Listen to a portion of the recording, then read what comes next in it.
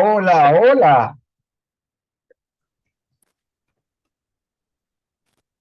¿Me logran escuchar y observar? Por favor, pueden escribir por Buenas la... tardes, sí, profe. Buenas tardes. ¿Qué tal, Carlos? ¿Cómo le va? ¿Todo chévere? En general, todo va muy bien. Me alegro. Bueno, me alegra de que ya estemos varios aquí y varias acá también para dar inicio a la actividad síncrona número 2. Damos la oportunidad de 1 minuto, 2 minutos más para que lleguen otras personas y nada, comenzamos.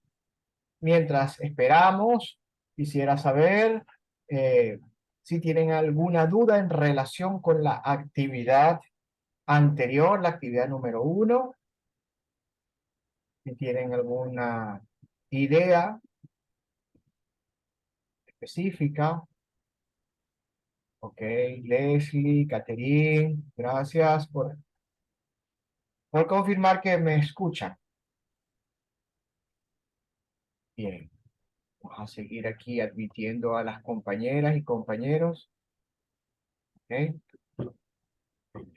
Recuerden tener a mano la información de la actividad síncrona, perdón, la actividad sumativa 2, con la intención de que ustedes puedan, pues, aclarar algún tipo de dudas o de proponer algún tipo de idea, etcétera.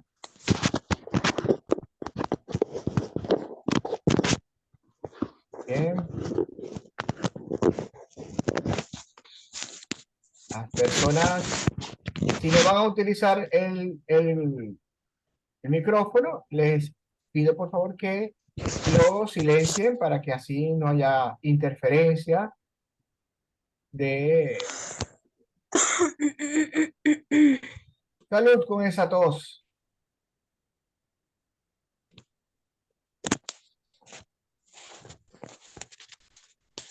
Buenas tardes. Buenas tardes, buenas tardes. Bien,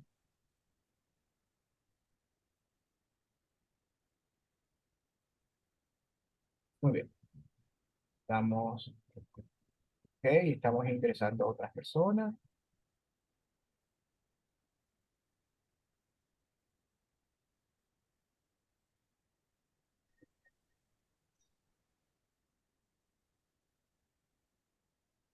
Muy bien. Bueno, vamos a darle inicio a esta actividad. ¿Ok?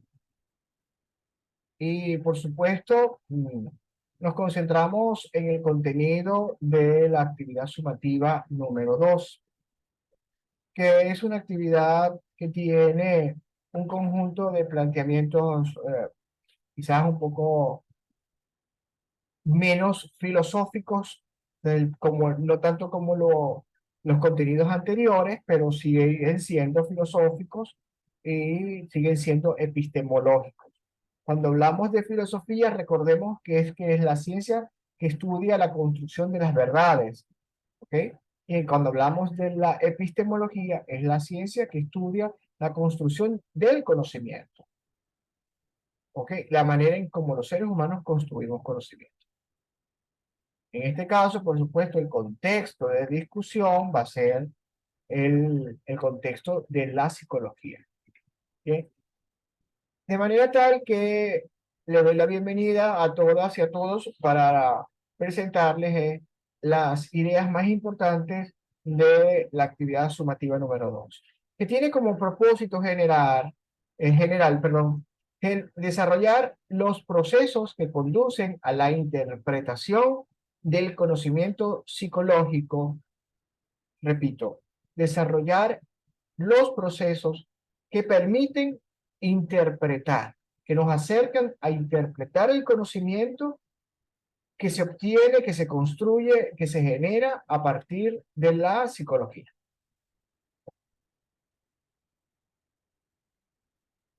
Y por supuesto, como la psicología como ciencia para el análisis del comportamiento humano. Entonces, la intención de esta actividad es que nos acerquemos a esa forma de interpretar el conocimiento. ¿Cómo lo vamos a interpretar? Con los elementos que están presentes en esta actividad. Bien, normalmente en psicología pareciera que saltamos desde toda la historia que ha generado la construcción de la ciencia para entender de que la psicología es producto de diferentes ciencias anteriores. Y por supuesto que interpretar los conocimientos que en la ciencia de la psicología se generan, se requieren no solamente de las teorías psicológicas, sino también se requieren de muchas teorías que pertenecen a diferentes tipos de ciencia o que han antecedido a la psicología. Bien, por eso es fundamental que nosotras y nosotros tengamos claro la necesidad de formarnos básicamente con un conocimiento básico sobre filosofía de la ciencia, filosofía de la psicología. El primer elemento que quiero destacar en esta conversación, que me gustaría además que fuese una conversación, es el conocimiento científico y el saber popular. Entonces, voy a hacer una pregunta a la persona que tiene el nombre de K. Tellería, ¿ok? ¿Qué significa para usted el conocimiento científico? ¿Ok? Y una pregunta para Carlos, ¿qué significa para ti el saber popular? Estas preguntas van a estar abiertas, ustedes pueden contestarlas por el chat, no tengo ningún problema.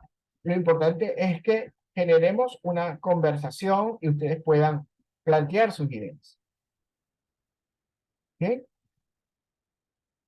De tal manera que para explicar en términos generales lo que es el conocimiento científico, tenemos que entender de que hay una estructura llamada ciencia, una estructura epistemológica, filosófica llamada ciencia. ¿Por qué es una estructura epistemológica?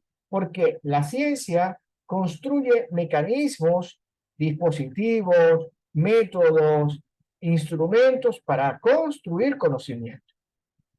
¿Y por qué es una estructura filosófica? Porque se asume que los conocimientos nos están hablando de verdades. ¿Ok? Y eso es muy importante. El entender que un conocimiento puede ser una verdad es comprender de que estamos generando unas explicaciones importantes sobre algo que queremos conocer. La pregunta está en que si existe una sola verdad, un solo conocimiento, o si existen varias verdades y varios conocimientos. Y la pregunta está si la psicología construye una sola verdad o varias verdades. Entonces, el conocimiento científico es producido por un aparato de la modernidad, ¿okay? De la modernidad, cuando me refiero es a partir del siglo XVI, siglo XV, que ya empieza a cambiar todo ese discurso de que ya no creemos tanto en Dios, sino que creemos ya en los hallazgos de la humanidad, de las personas, ¿ok?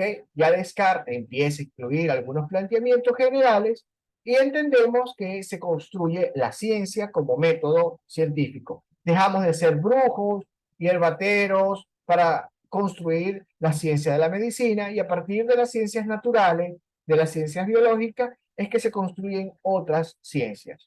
Por supuesto, no podemos dejar de lado la importancia de las ciencias matemáticas, que también son muy antiguas y son precedentes o predecesoras a la ciencia de la psicología.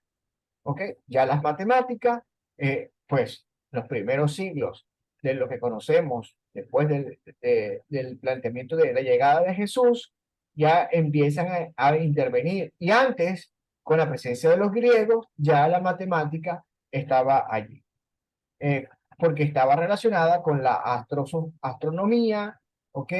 Estaba relacionada con la astrofísica y bueno, entonces allí empiezan a plantearse los temas de la matemática como ciencia matriz, como ciencia básica.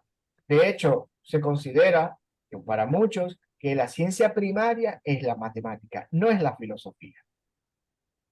Bien, y les quiero recomendar ver una película que se llama Hipatia, que es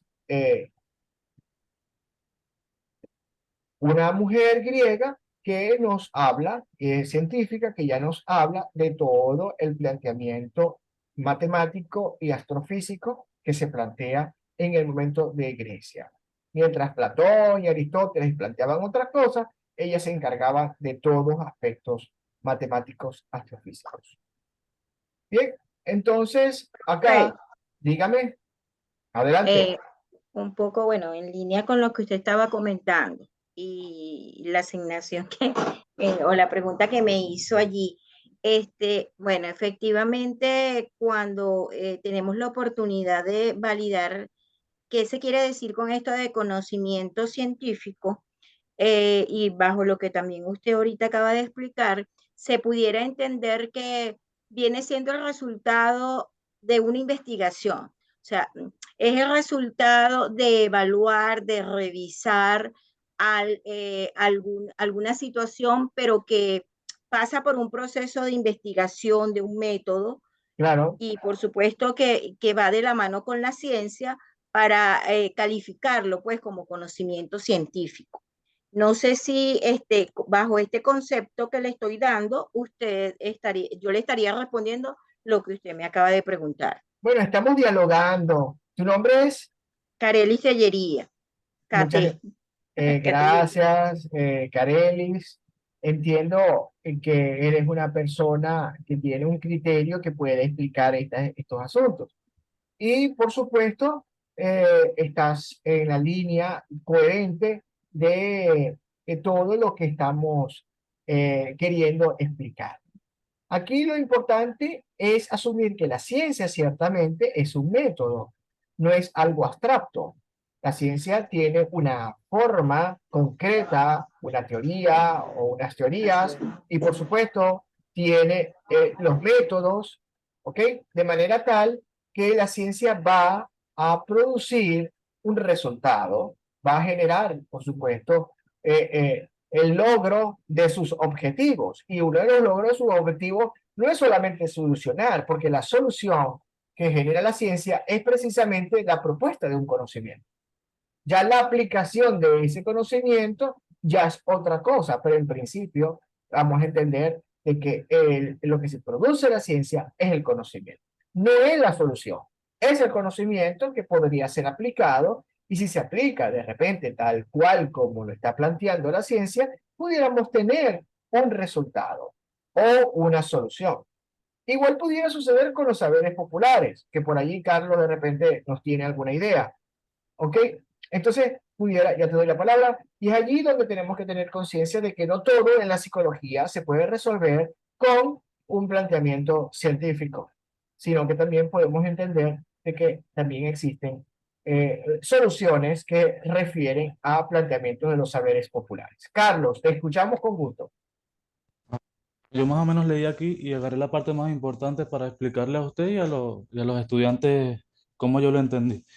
El saber popular para mí en la psicología se refiere al conocimiento y las creencias que tiene el conocimiento y el comportamiento humano. O sea, los procesos mentales que transmite en la cultura o forma, pero no es ni académica ni, ni formal, sino que es un tipo de conocimiento que se basa en la experiencia y la observación. Bueno, se basa en eso y en muchas cosas más, Carlos, y a todas y a todos. se basa precisamente en reconocer de que los seres humanos no solamente tenemos un cerebro que actúa de manera formal o académica o intelectualizada o escolarizada, sino que actúa a través de la intuición, a través de la historia, a través del legado, de la herencia, a través de los ancestros, de los elementos que han dejado los ancestros.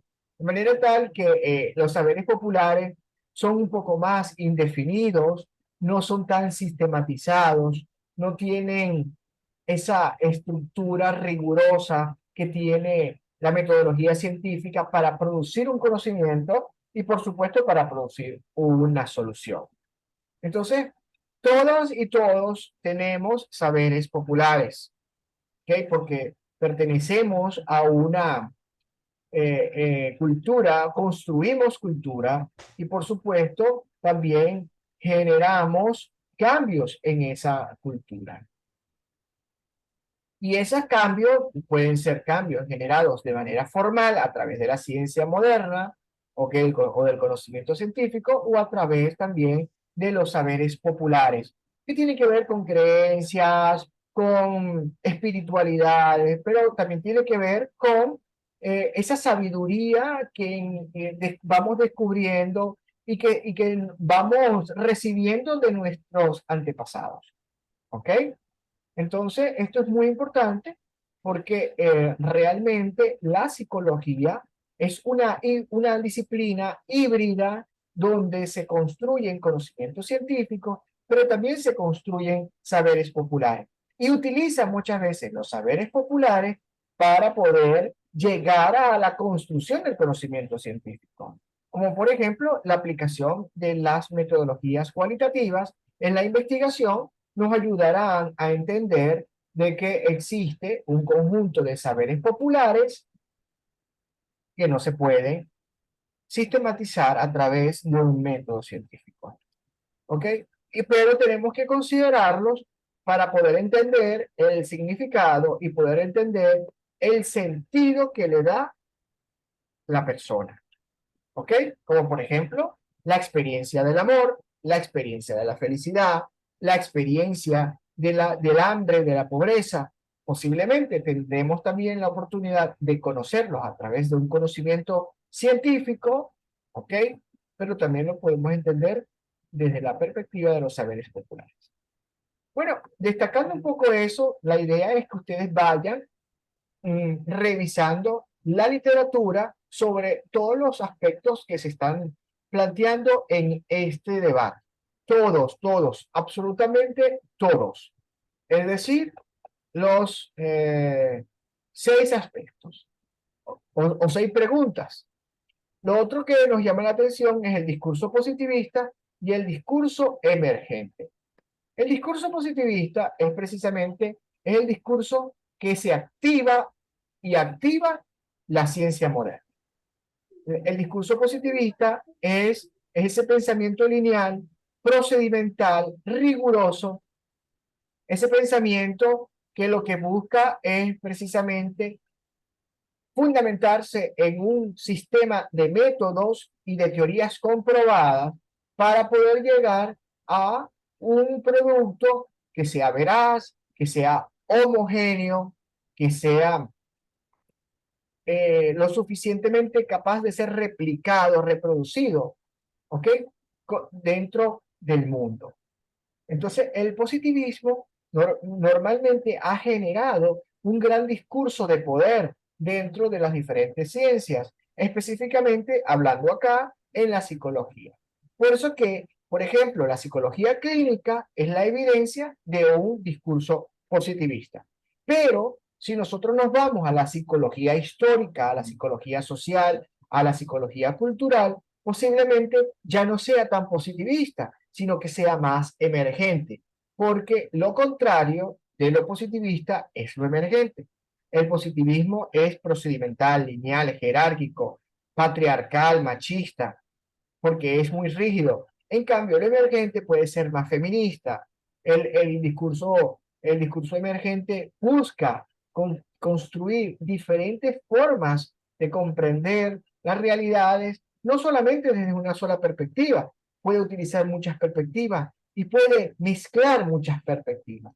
En cambio, el positivismo es más serio, es más celoso de ser absolutamente correcto. En el cambio, el discurso emergente a veces pueden utilizar procesos o perspectivas que no sean lo suficientemente serias para la psicología o para la ciencia moderna, sino que son importantes, pero son necesarias para poder construir. Como por ejemplo, ¿cómo vamos a entender a Dios? ¿Ok? Desde la experiencia de los niños. Posiblemente la experiencia de los niños nos puede ayudar a entender desde un punto de vista más cualitativo, más emergente, la construcción de una idea tan abstracta como es Dios. En cambio, si yo quiero construir la conciencia de Dios o el conocimiento de Dios a través del conocimiento científico, entonces yo empiezo a plantear toda una teorización racionalista, matemática, de lo que significa la lógica de Dios, y bueno, sería otra cosa. Entonces acá lo más importante es preguntarnos, ¿para qué nos sirve el discurso positivista en la psicología? ¿Y para qué nos sirve el discurso emergente en la psicología? A ver, Marilis y Catherine, ¿cuál es su opinión en relación con el discurso positivista, Marilis, y para ti, Catherine, ¿cuál es tu opinión en relación con el discurso emergente? ¿Y para qué sirve para la psicología? Si alguna de las otras personas tienen otra idea, por supuesto, son libres de plantear.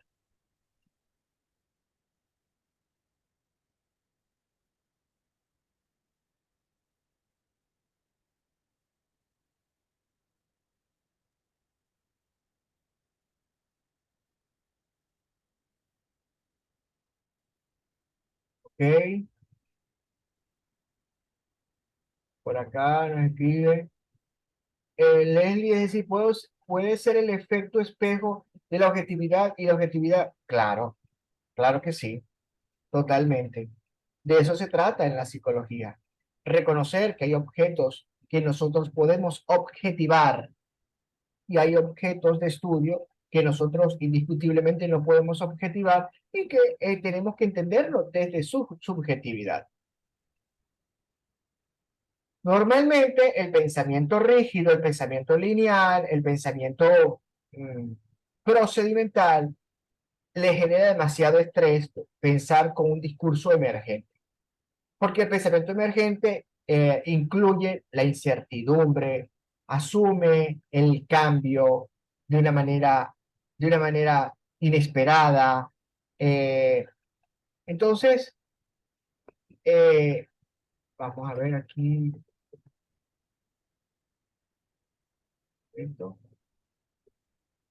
Aló, hola, Aló, hola, hola, probando sonido, Catherine. profesor. Sí, bueno, profesor, escuchándolo y entendiendo un poco, me parece súper interesante el discurso emergente. Bueno, es como, es abierto, como usted dice, deja así como digamos, apertura en querer conocer sobre nuevas tendencias, nuevas formas, esa novedad en los discursos, ¿no? Comparado un poco con la positivismo, con el positivista. Eh, Exacto. Explícame, por ejemplo, o el, explícanos, por favor, ajá, ¿qué sería para ti un discurso emergente en una tendencia psicológica actualmente? ¿Qué está emergiendo en la mm, psicología actualmente que podemos decir esto no es positivista?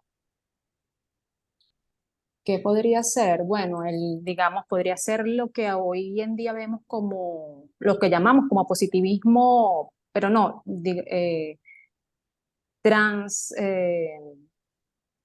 no recuerdo ahorita el nombre, me disculpa, pero Tranquila.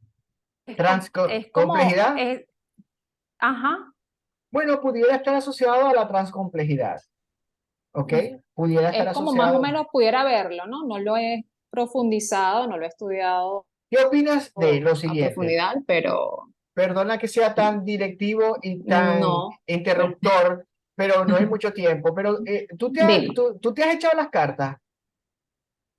Sí, en algún momento. Ah, ok, perfecto. Perfecto, Tiene eso que es ver muy con bueno, esto, totalmente. con lo Tiene, ancestral, con lo... lo emergente es aquello que no lo podemos regular en una ciencia moderna, ¿ok? Ok, Positiva. Y ese conocimiento que perfecto. nos dan las cartas posiblemente surge precisamente porque hay una necesidad del ser humano de conocer algo que Ok, no lo podemos tocar, no lo podemos mirar, no lo podemos medir, no lo podemos cuantificar, ¿ves? No lo podemos ya, ya. comparar. Entonces allí nos ponemos la mano en la cabeza y entonces, ¿qué hacemos? Y nos conectamos con nuestras energías biológicas, nuestras energías cósmicas, etcétera, de manera tal que recurrimos a un procedimiento psicomágico llamado cartas, que pueden ser cartas, pueden ser péndulos, Astrología entraría allí. totalmente, totalmente. Ok, ok. Entonces, ¿qué es lo que está emergiendo? Bueno, hoy aparecen tus cartas y vas a encontrar el hombre o la mujer de tu vida. Hoy Ujú. vas a encontrar la fortuna. Por lo tanto, etcétera, etcétera. O sea, está Sí emergiendo es. desde una forma quizás no procedimental, no rigurosa de la ciencia moderna, una idea que te permite explicar una realidad. ¿Ok? Contrario, sería como contrario Contrario al a que positivista. por supuesto, Positivista. a las corrientes psicológicas que dicen, ya va, un momentico, Científicas. exactamente, tú no puedes hacer un proceso terapéutico con péndulo, con constelaciones familiares, no puedes Ujú, hacer, no, no, claro. no, no, no, ¿ves? Entonces tenemos que utilizar otras alternativas un poco más serias, más veraces, más estandarizadas, etcétera, que nos permiten decir, esto sí tiene validez, porque Ok, tenemos garantía y tenemos control. En el emergente no tenemos control, todo emerge, ¿ok? ok. Emerge de una manera inesperada, lo incierto es muy importante.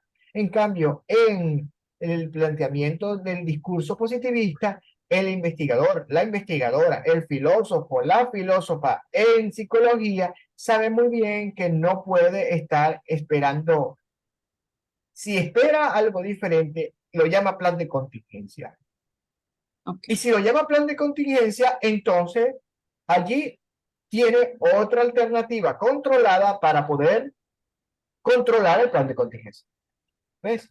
Entonces, ¿qué sucede? Por acá nos plantea Daniela, ¿tiene que ver con el horóscopo? Claro que sí, el horóscopo es una de las alternativas que la humanidad ha desarrollado como una forma irreverente de no someterse a la ciencia. Yo le quería decir, profesora, era la transpersonal. No Bueno, tiene la que ver. psicología, claro, la psicología Esa es la. transpersonal, aunque tiene muchos elementos de otras disciplinas, perdón, de otras teorías psicológicas racionales, ok, etcétera, etcétera, pero por cierto, lo que hace es romper esas barreras, esas formas tan rígidas de explicar, ok, ciertas situaciones dentro de los seres humanos y busca otros elementos, ¿ok? Como también tiene que ver la psicología espiritual, ¿ok? Entonces, el positivismo, por acá, ya que me estoy perdiendo un conjunto de ideas, el positivismo es comprobable y el emergente no.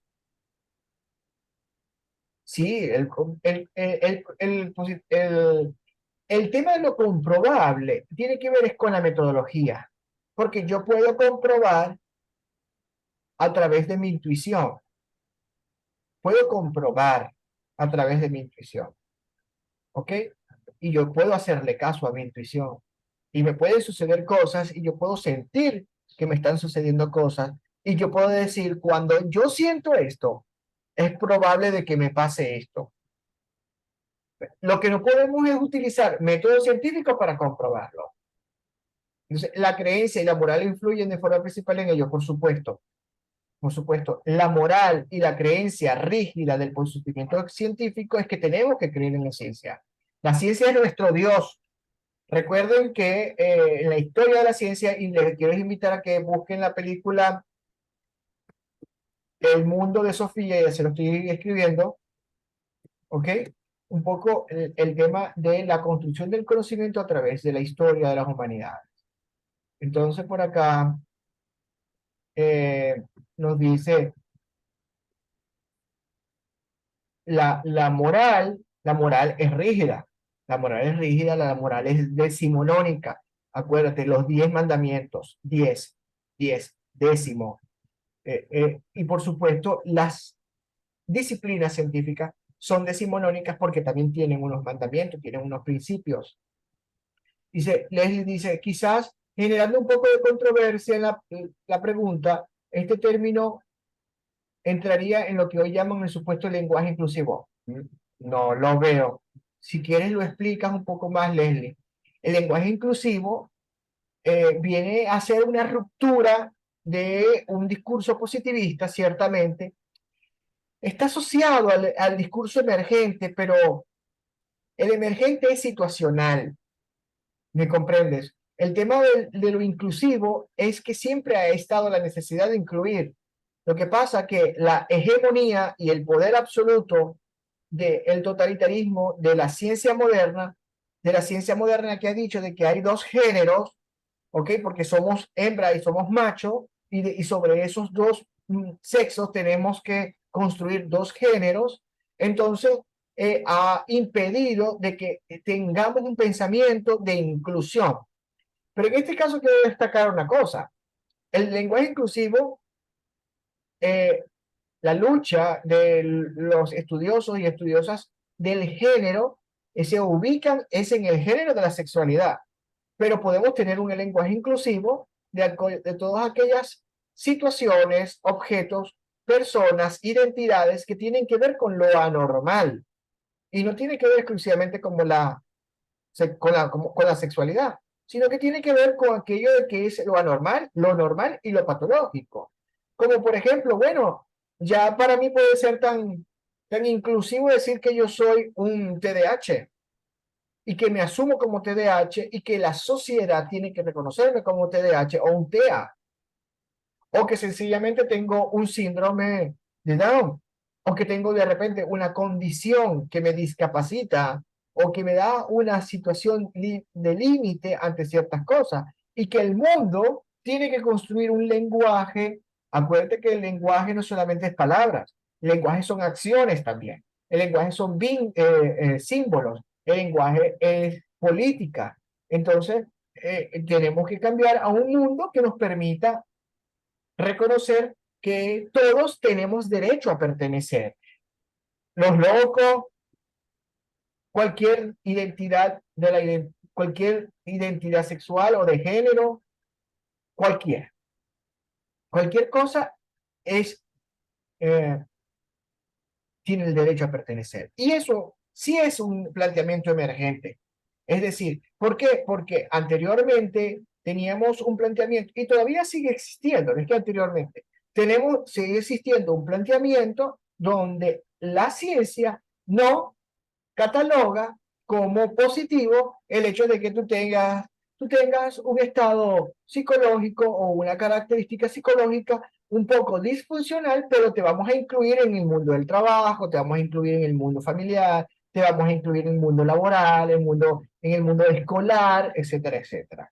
Bueno, porque te puedes tratar, porque te puedes medicar, porque puedes tener terapia, etcétera, etcétera. Vamos a ver, el positivismo nos permite conocer con objetividad los hechos por medio de leyes que éstas descubren. El positivista sabe lo que la realidad es, la que tiene la verdad, y la verdad la podemos alcanzar solo a través del conocimiento científico. Ciertamente, esa verdad única, pero ya hemos dicho de que existen miles de verdades y existen miles de formas de conocer las verdades, y que la ciencia no domina todas las formas. ¿Ok? Adelante, Lucía, aporta. Las condiciones sí son inclusivas, pero los atractivos sexuales no son. No. Una persona que tiene 60 años quiere plantear que se siente niño y por ello siente atracción, a eso no debería ser inclusivo. Es que eso no es una identidad inclusiva como tal. Eso es otra cosa como tal. O sea, eso tiene que ver con otro rango de patologías. ¿Ok? Por llamarlo de un modo, para generar una etiqueta excluyente. ¿Ok? El tema del lenguaje inclusivo tiene que ver precisamente para poder llegar a lo que sentimos y pensamos que somos una comunidad. ¿Ok? Cuando nosotros reconocemos que una identidad es dañina, es perversa, es criminal, ya eso rompe la identidad de unidad. ¿Ok? Y por lo tanto, ciertamente estoy de acuerdo contigo de que no es inclusivo. Pero sobre eso no luchan el lenguaje inclusivo. A ver, los que trabajan con el tema de la pedofilia, por poner un ejemplo, ya que tocas más o menos este tema, ¿ok? Están trabajando por un reconocimiento de la patología, ¿ok? Pero un reconocimiento de la patología que puede ser para nosotros patológico, pero si tú te das cuenta, y a todas y a todos, nos damos cuenta, en otras culturas del mundo, ¿ok? No, que no son occidentales, sino que son orientales, que son del Medio Oriente, etcétera, la pedofilia, y en otras partes también, en otros países, la pedofilia como práctica de amor, como práctica de identidad, de relaciones entre personas, es construida. Una cosa es ser pedófilo y otra cosa es ser pederasta, ¿ok? Que ahí es cuando entramos en la diferenciación del tema del crimen. Pero en este caso, yo me pregunto, en Afganistán, en Pakistán, donde muchas culturas en diferentes partes del Medio Oriente tienden a decir, yo voy a elegir a un niño, a una niña, ¿ok? La psicología antropológica tiene que investigar sobre eso para dar respuesta si verdaderamente eso es una práctica auténtica o es una práctica por supuesto, de moda para algo ilícito. Ilícito para nosotros los occidentales, pero de repente para ellos es lícito. Entonces ahí es cuando entramos en la discusión de que lo moral, lo religioso, lo políticamente correcto viene a ser un discurso emergente o no. ¿Ok? Allí tenemos aspectos diferentes. En Venezuela, por ejemplo, hace mucho tiempo, en el siglo XIX, las mujeres se casaban muy jóvenes, muy jóvenes. Mi abuela nació en el 1914 y se casó de 15 años. La casaron, ¿ok? Eso era lo que emergía en esas circunstancias. Bien, por aquí exactamente, eso no me refería, eso sí es inclusión. No escucho, oh Dios, quiero aportar. Adelante, Lucía, dale la opción de levantar la mano. Vamos. Pero puedes escribir, Lucía. Bueno, queda 1 minuto 43 y 43 segundos y quisiera destacar que en la actividad hay otros elementos que hay que discutir. No da tiempo, pero no importa porque lo importante es que ustedes tienen clara la actividad en cuanto a que primero hay que buscar información teórica para ver qué dice la literatura sobre sobre estas 6 preguntas y hacer un análisis textual crítico que nos permita recolectar información, analizar la información y plantear nuestras propias críticas al respecto. Y por supuesto vincularlo con la psicología, para que no quede como una tarea únicamente de filosofía. No, vamos a ver de qué, por ejemplo, de qué nos sirve estudiar el pensamiento racional y la teoría del racionalismo en la psicología. ¿De qué nos sirve la psicofísica, la vida consciente, la vida ancestral? Bien, antes de que terminemos, quisiera preguntarles qué les pareció la actividad del día de hoy, si tienen algo que aportar o alguna pregunta, y si no les da tiempo, pues nada, lo hacen por el foro de dudas. Profesor, en relación del análisis crítico se puede hacer tipo ensayo, tomando como referencia las preguntas que dio. Claro, tú puedes hacer todas esas preguntas, pero la diferencia de un ensayo con análisis crítico es que el ensayo es tu propia opinión. En cambio, el análisis crítico es la búsqueda de información teórica y tú la plasmas y dices,